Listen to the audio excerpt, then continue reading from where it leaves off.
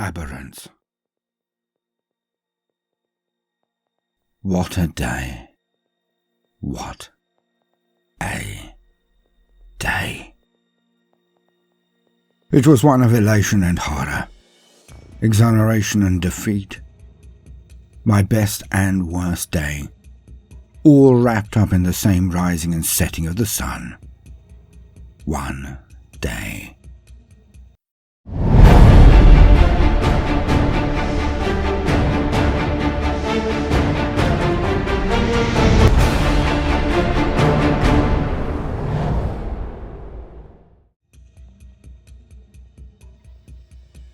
I have never liked AMASEC. On the first day I joined the PDF, the Planetary Defense Force. I had my fill of the stuff. Fine going down, but a nightmare coming up. The scorching of the throat, the endless mess, the stench. The inability to get rid of it, despite blowing my nose and spitting for what seemed like hours. Thrown into the showers as I was, I despised AMASEC. Have done since that day. It has never been repeated. So when the rest of them all made tipping gestures whenever I was around, staggered in impressions of me, derided me endlessly for decades, I definitely had enough of it. But it never ended, never let up. My career was in tatters. I'd been raised to a minor officer role back then. I had been placed in charge of a low-level dignitary, a cushy number, a foolproof first rung on the ladder of command. I had everything to look forward to at that point. I was riding high. But then that night happened, and it all changed then. I had been in charge of a detail of some 5 men, including me, that's all. Standard perimeter guard duty, nothing to write home about. Usually, at any rate. But not this night. For out of the gloom, a solitary giant had emerged, had rushed at our 2 men on the door, and gone straight through them as if they were nothing. Nothing. As the monster smashed through the front of the building, not even the door, just the front of the building. We fired and fired, unloading our lasguns into it, but nothing stopped it. My remaining 2 troops were less than children in size and power compared to this thing. It simply lifted one up and smashed it into the other. Sad. I can't even remember their names anymore. But then, it has been more than 20 years since that night. The night I also unloaded my clip directly into the chest of the attacking horror. It was huge. It did not stop. But for some reason, it just backhanded me. An insult, maybe. I lost teeth. My jaw was cracked in a dozen places. Obviously, I passed out instantly. But I lived. I lived long enough to regret doing so.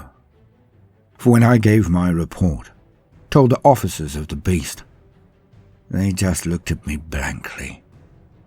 I knew they thought I was lying, despite the evidence of the confrontation, despite the decomposing smashed corpses of my men. And so they ignored the truth and laid the blame at my door. But there was just enough doubt. They were not certain. Or otherwise, they would have executed me for incompetence, dereliction of duty, or a myriad of other transgressions. But they did not. So deep down, they must have known I was telling the truth. They just did not want to confront this truth. So they buried it. And they buried me.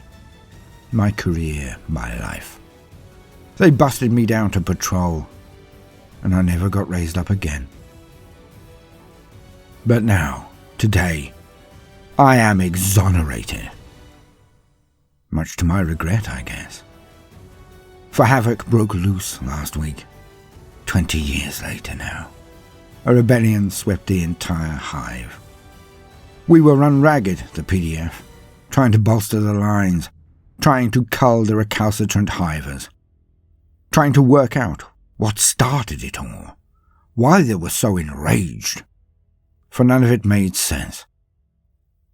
A real rebellion usually takes years, makes demands, shows its numbers to gain more through social proof and example. But not this time, for the entire planet seemed to just erupt as one. Eventually, after a few days of fighting, I knew why. The Xenos. There had to be Xenos behind it all, because the thing I had seen that night was no man, no human. And when we were ordered to form up on the main walkways to prevent a mass push of the rebels, this is where I was set free. For it was now proven. I was in the third line, firing as I had always done, accurate as any there. But then they appeared in my scopes, behind the rabble of maddened hivers, sneaking towards our lines. I saw one, then more. Hunched over, it was still as tall as a man, even so. I tried to scream a warning to alert my officer to the threat, but it was coming from me, old squiffy Samsonell. So he ignored it, thinking that perhaps I was still trying to clear my name even amongst all of this horror. So they hit us. The huge things came out of the front lines of the horde and barreled straight at us. We fired. Thrown did we fire. Some of them went down, but not many. It was like fighting power armor. So few of them went down. And then they hit our lines. Picks with energy fields, hammers with a shock effect. They crushed us. It was like watching a marine walking through Tau. They were whirlwinds of hate. And if you avoided their massive swings, their makeshift bludgeons, then their little clawed extra hands tore faces off, ripped straight through armor, punched through chests. I ran. So many of us did. I could not fight the urge to laugh as I did, though, for the irony of it all. I had been proven innocent. I was not a drunk or an incompetent. I was innocent. But then, at the rate things were going, it would make no difference now. For whatever they are, wherever they come from, whoever is in charge of them, these Xenos will now take this world.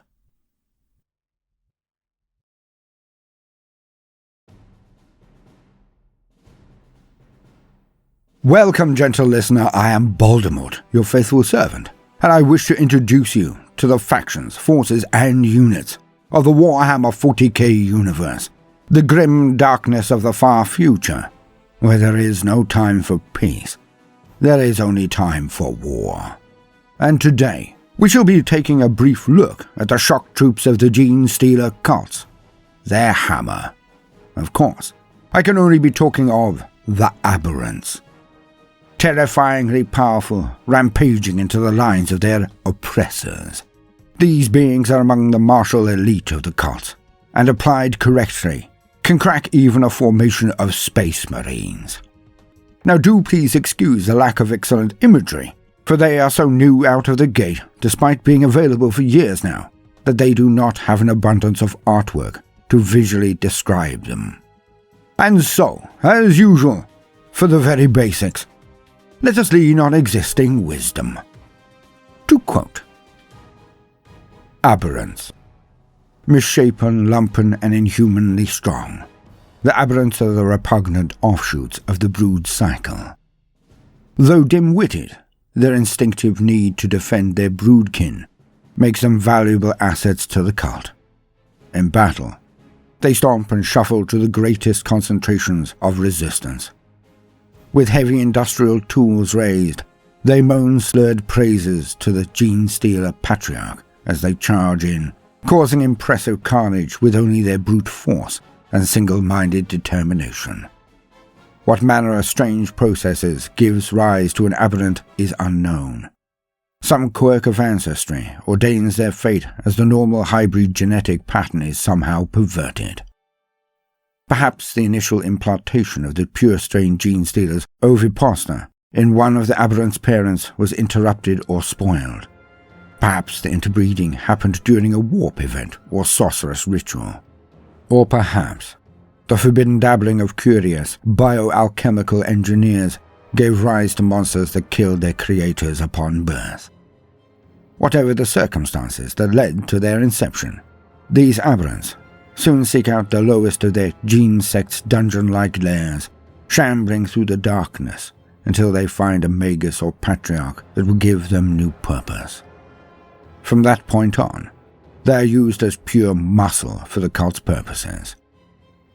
Armed with power field augmented tools, Aberrants are set to the task of digging tunnels and clearing out caverns beneath the cities of their prey world, expanding the subterranean networks through which the cult can move unseen.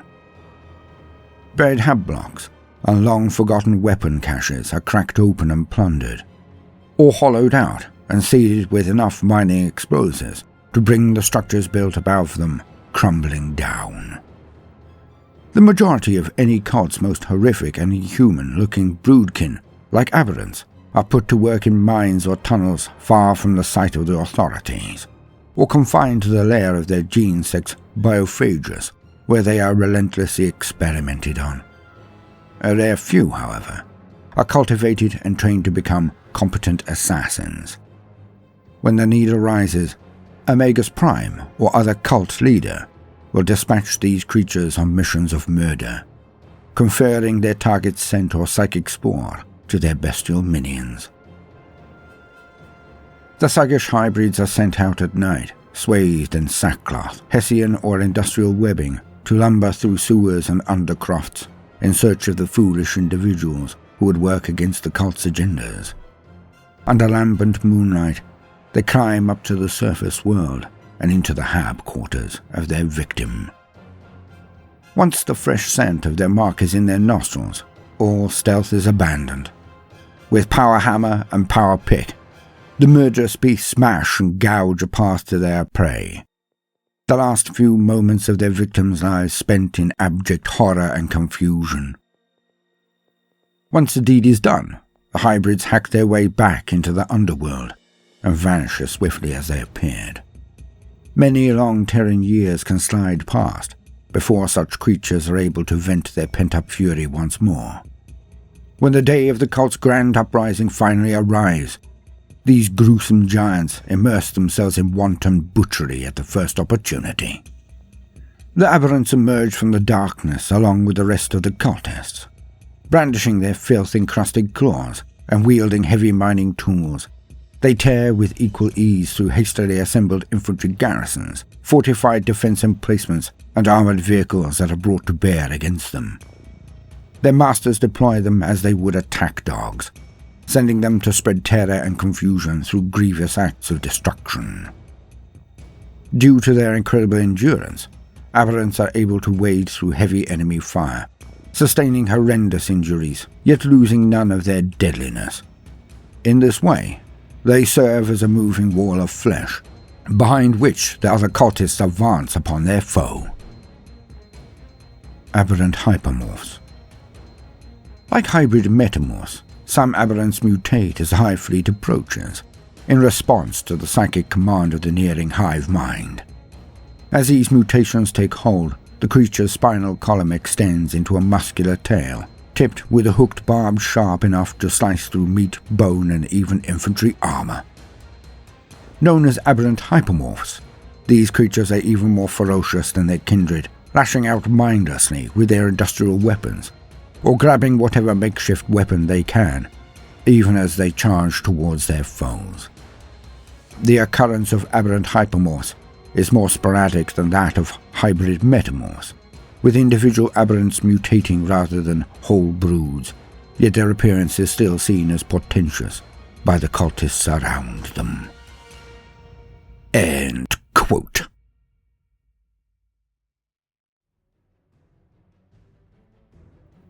Now these are glorious models, so detailed as to be almost off-putting to the inexperienced painter.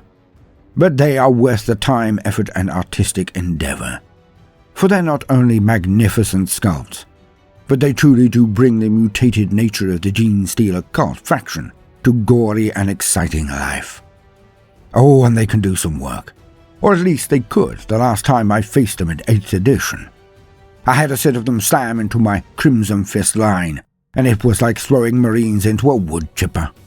I can only hope they're as much fun when the new rules come out for them.